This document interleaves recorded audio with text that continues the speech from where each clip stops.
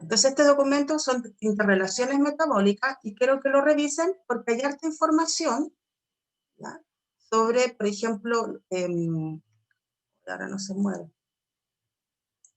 ya, sobre las fuentes de energía, ¿no es cierto?, que utilizan algunos tejidos.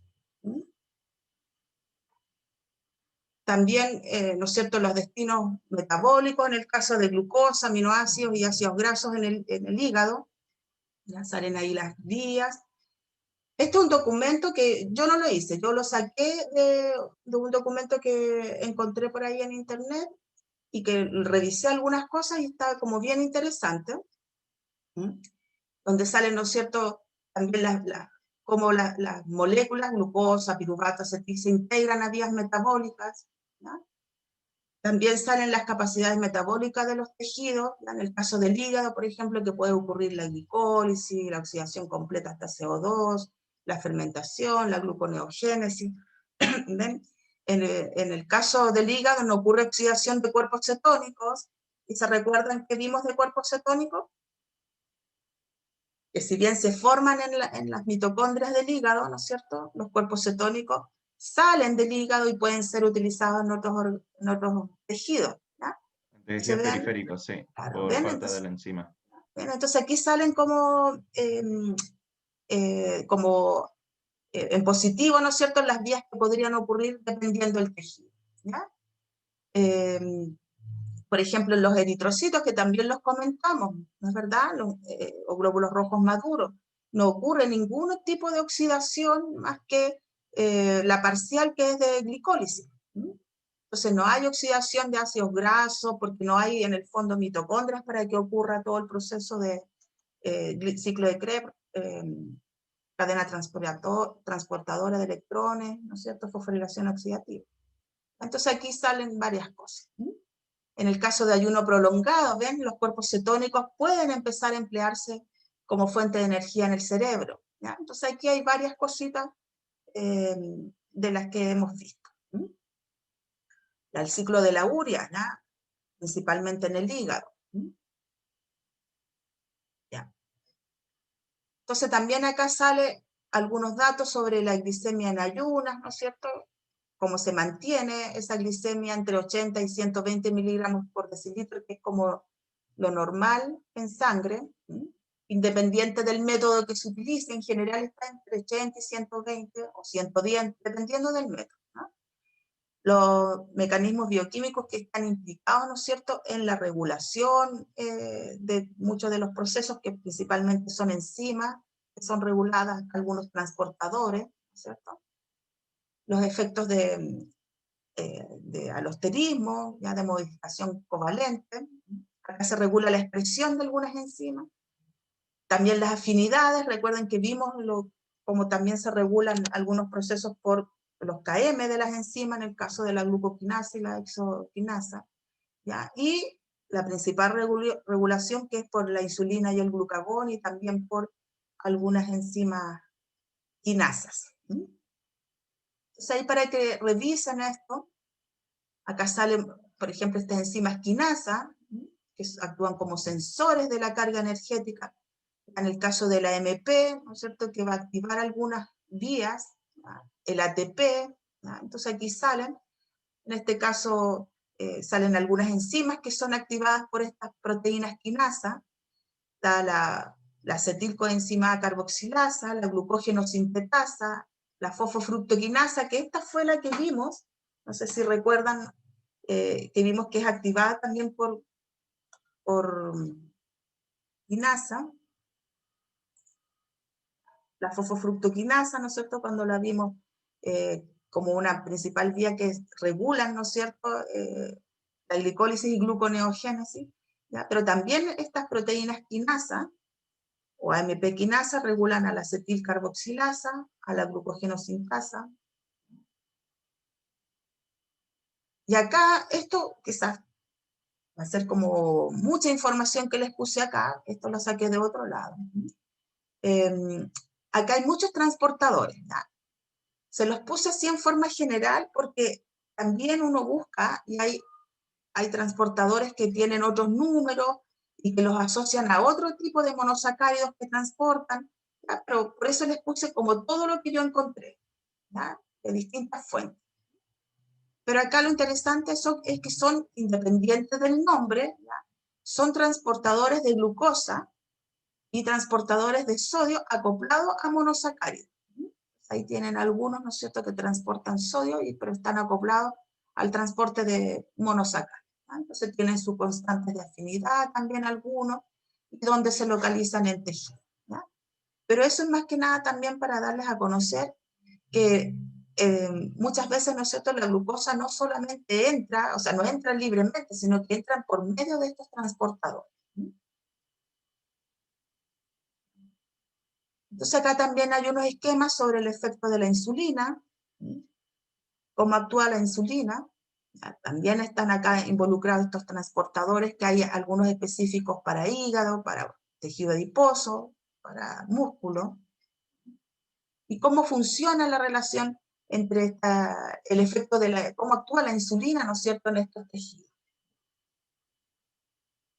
Acá está el efecto del glucagón, ¿ya? También son esquemas, representaciones, ¿ya?, cómo actuaría también en estos tejidos, ¿ya?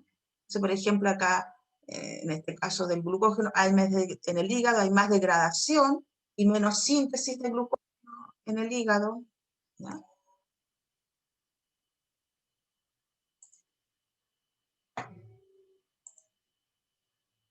¿Ya? Después acá, esto es como en forma general, ¿no es cierto? Después,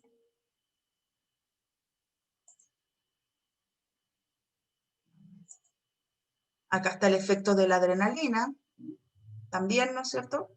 Cómo está actuando la adrenalina en el hígado, en el tejido adiposo, en el músculo, en el páncreas. Entonces, hay varias cositas que salen acá. Acá está la regulación alostérica, que también vimos algo, sobre cómo se regulan, ¿no es cierto?, en el caso de la glucoquinasa, la exoquinasa. ¿Ya? Ahí hay formas de regulación, las moléculas que están regulando en el fondo, la fructosa 2,6 bifosfato, ¿ya?, el ADP, la MP, ¿ya? Entonces ahí también el citrato, el ATP, el acetil, el ATP, los ácidos grasos en general, ¿ya? Entonces aquí salen como esquemas, ¿ya?, de regulación alostérica. Acá regulación hormonal en el caso de las que activan en verde, ¿no es cierto?, la insulina, ¿ya?, el glucagón, ya cómo están actuando, ¿ya?, cómo actúan como inhibiendo vías metabólicas, acá en rojito, ¿ya? Hay varios esquemas. Acá está la regulación de la fosfofructoquinasa y la fructosa bifosfatasa, que también lo vimos, ¿no es cierto? Eso lo vimos en gluconeogénesis. Entonces, esta molécula señal, que habíamos hablado de la fructosa 2,6 bifosfato. ¿Ya? También acá sale la regulación hormonal de aminoácidos, la de alostérica de ácidos grasos, hormonal de los ácidos grasos, y esta última, ¿no es cierto?, que en el fondo hace un resumen de cómo actúa la insulina, el glucagón y la adrenalina. ¿Ya? Entonces, ¿cuál es la idea de este PPT? Que hoy día empiecen ustedes a repasar un poquito, a revisarlo, y que mañana trabajemos en grupo estas regulaciones, ¿ya? Se puede ver grande, se puede ver como que es mucha materia, pero la verdad es que no es tanto, ¿ya? En este cuadrito resumen están finalmente cómo regula la insulina, el glucagón y la adrenalina, ¿ya?, que son las hormonas que participan en la regulación de muchas de estas vías metabólicas.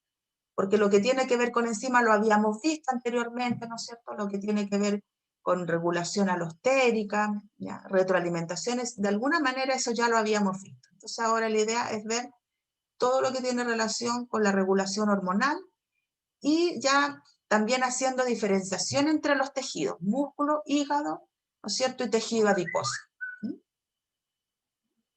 Entonces esa es la idea, chiquillos, para que veamos mañana, ¿ya? Entonces yo se los dejo acá para que mañana lo revisen.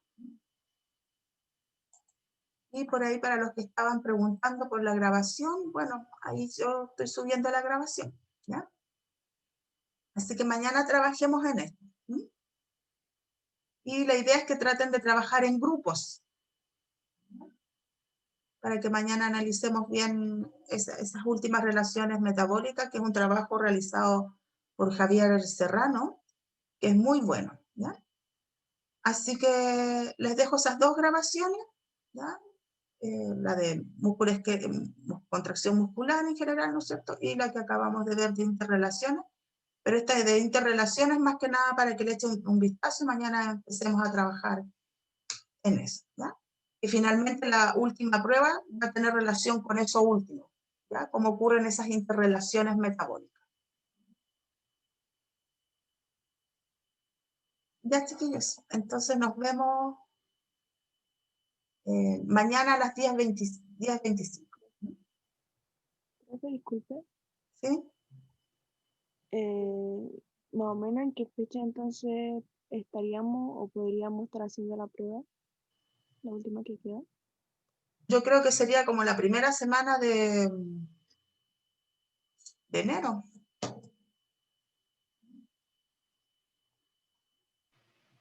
Y disculpe, ¿existe la posibilidad de que se pudiese hacer la última semana que tenemos de semestre, que es la semana del 11, o no se puede hacer evaluaciones ahí? No, sí se puede. Ah, Y ya. nosotros, de hecho, se puede hacer, déjame ver.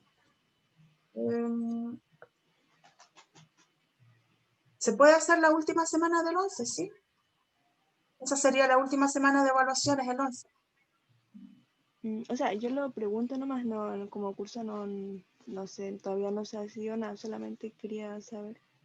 Sí, Ya, profe. se puede hacer Ya, la última semana del 11 de enero. ya, profe. Gracias, profe. ¿Ya? Pero es importante que se organicen para trabajar en grupo, ¿ya? Ya, chiquillos. Entonces mañana nos vemos. Ya, profe, muchas Ya, gracias. listo, Chao, chao. profe, gracias. Gracias. Chao. Chao, profe. Chao, profe, gracias.